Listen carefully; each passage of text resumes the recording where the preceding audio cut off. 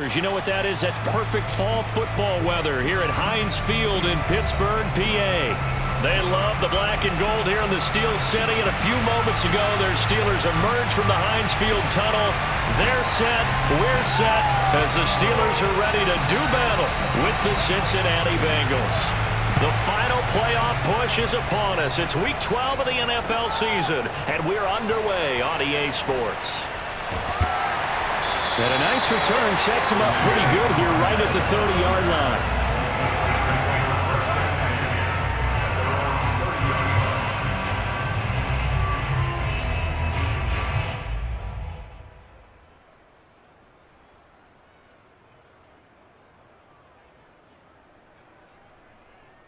So 1st and 10 now from the 30. A first carry for Najee Harris. And nothing much materializing there on the first down run. He'll get a couple, and that's it. These two teams, you might recall, met up back in September in Week 3. And it was the visiting Steelers who came away victorious, so they'll look to claim the season series with a win here in Pittsburgh.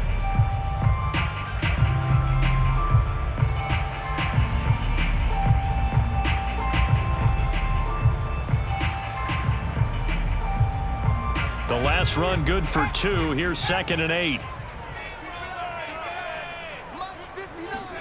They go play action with Jackson. Escaping the pressure right. And right away he lost the football. And the Bengals grab it. And he's able to get it back to right around the 27. After all of the turnover woes that they had last week, another turnover on the first drive of the game. And when you dive into the analytics of football, it's real simple.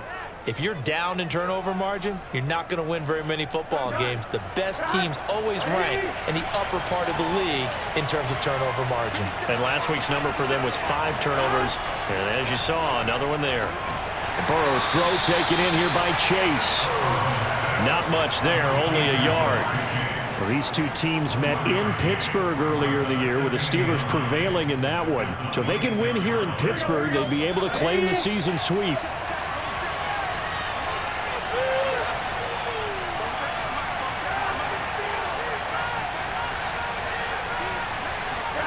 Looking to throw again on 2nd down. Burrow.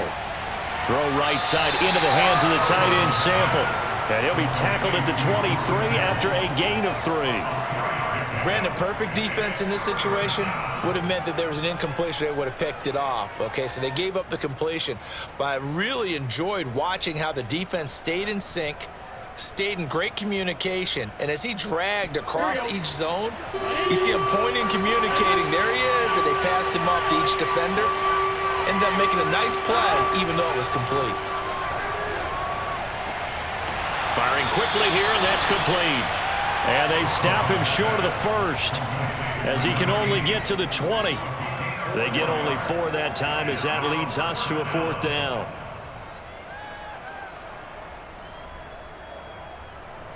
So on 4th down, off goes Burrow. On comes Evan McPherson for the Bengal field goal. From the left hash, this from 37.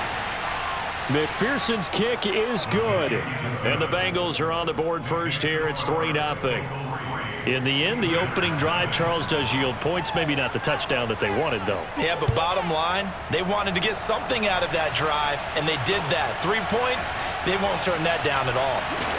And not much happening on the return as he'll get this to about the 23.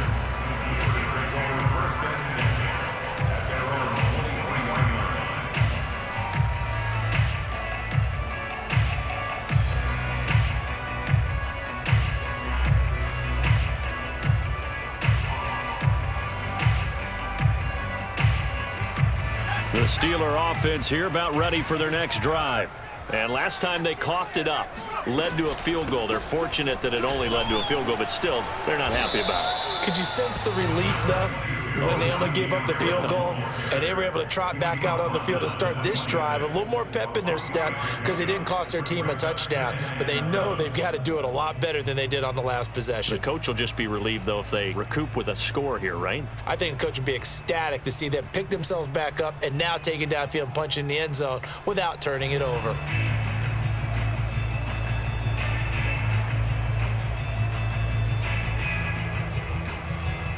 2nd and 6. No, scratch that. 2nd and 7.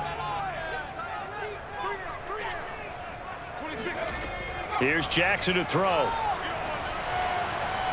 He'll rifle this one deep right side. Oh, that's into double coverage and intercepted. Picked off near the 32. And he's able to get it back to the 41-yard line. What a start defensively. Your offense goes out, gets the touchdown, and then you get the interception. Just perfect. How about the discipline that they showed on defense? Because after the offense scored to go up 7-zip, you would think they might be a little extra aggressive trying to get back at them. Instead, they read their keys well. When they took the shot downfield, they were more than prepared for that one. First down. Here's Burrow.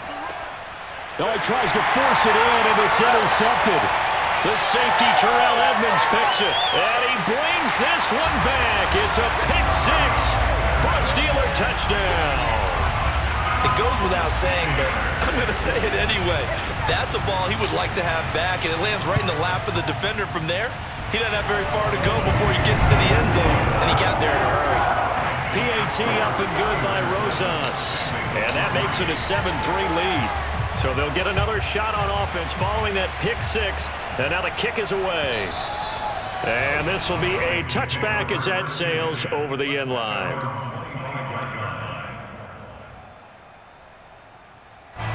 The Bengals drive about to get going. It's been an awfully slow start for them. This is their third possession.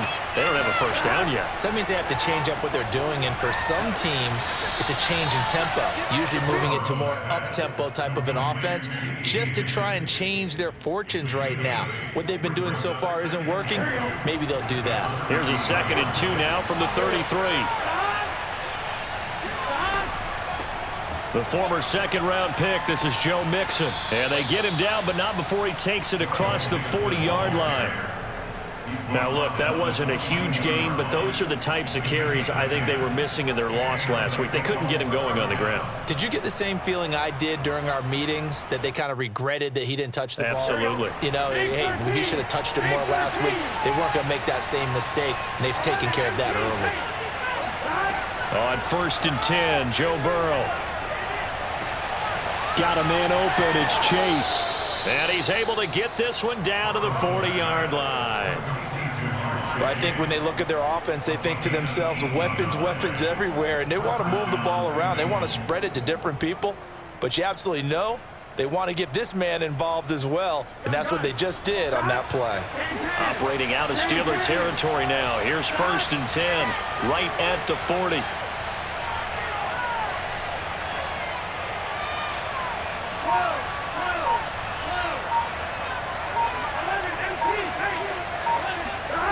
From the shotgun, Joe Burrow. And he'll go right back to Chase. That's caught again. And this will leave him a yard short. Nice pickup of 9 yards on 1st down. We've seen quite a bit of the short passing game here early on first quarter, haven't we? We have, and I think it works a couple of ways for this team because, number one, you throw the short game until they stop it. And if they're not going to stop it, you keep throwing it, and occasionally you'll break a tackle and turn into a bigger gain. Also, if they start to creep up, start to pressure receivers, now you go over the top, take it deep, and now you get some of those big shots downfield.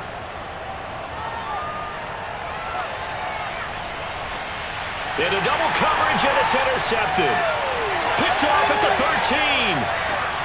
And a terrific return as he'll take it up past the 35.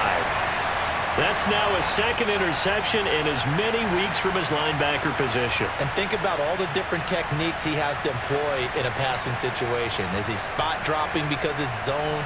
Is he picking up man-to-man? Is he having to run with a running back or a tight end?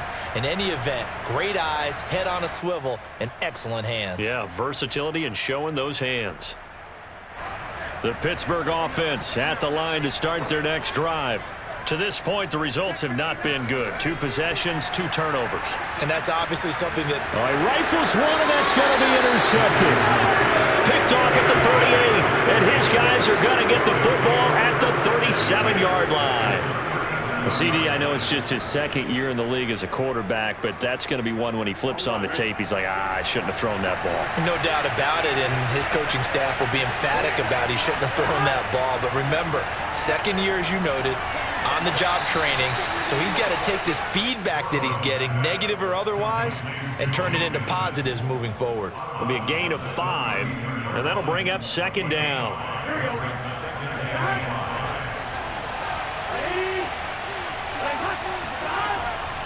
Burrow going to give this to Mixon. And he's going to be met at the line of scrimmage and taken down. No gain on the play that time, and they'll look to convert on what will be a 3rd and 4.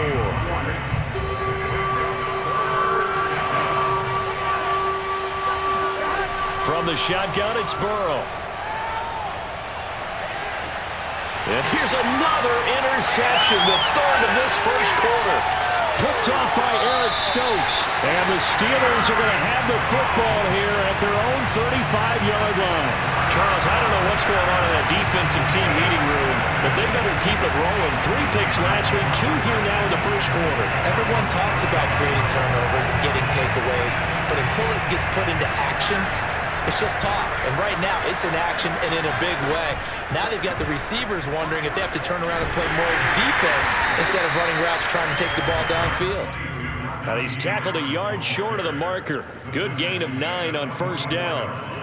I'd say it's pretty good strategy. If you throw interceptions on back-to-back drives, let's see if the running backs can handle the ball a little bit, get things going. And also, you motivate your offensive line. I think they're in the mood to fire out and hit someone. I thought the defense, though, might be a little more prepared for that run. Pretty good gain on the ground.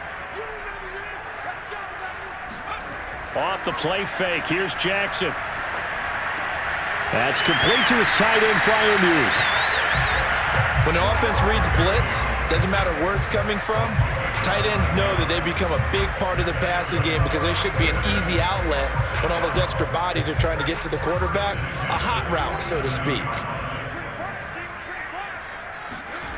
They go play action now. Jackson. Forced out to his left. Looks to me, partner, like he's learned a little bit because earlier in the game, I think he was trying to force a lot of throws into some windows that just weren't open. Yeah, the interceptions had plagued him, especially a second interception, really a bad throw. So maybe a better decision there. Yeah, no doubt about it. I think he learned from earlier in the game, and he's applying it now.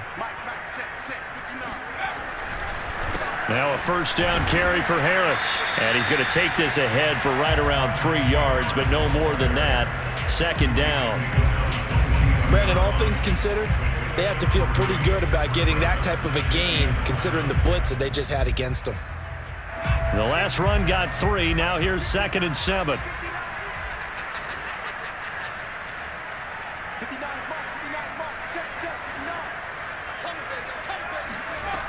Now Jackson. Nowhere to go here. He lost the football. And the Bengals grab it. And he's able to get it back to the 33-yard line. Well, my friend, this has certainly been a comedy of errors here in the first quarter. Neither side able to really hang on to the ball. Yeah, now I'm just curious to see which team can adjust because both have made their mistakes, as you said. Yeah, and whoever can do that can seize firm control of this game, something they haven't done with the ball so far. Here's Joe Mixon as they start on the ground. Eric Stokes in on the tackle. I don't think any of us were surprised that they decided to start this drive on the ground after the last 2 drives ended in interceptions. Unfortunately, though, not a lot going on that first play. Yeah, I think the anticipation was felt also by the defense. From the 35 on second down, Burrow. And his pass is intercepted for the 4th time today. Picked off by Eric Stokes. And the return will be stopped at the 34-yard line.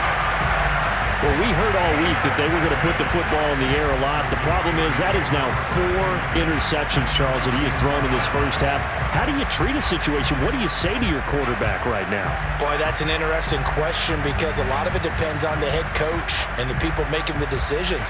You have to know your quarterback and know if he's mentally tough enough to have a chance to turn it around. Or is he a guy that maybe you've seen enough and it's time to go to the backup? But right now what you're rooting for is your defense to help keep you in the game, to give him an opportunity to get back on track.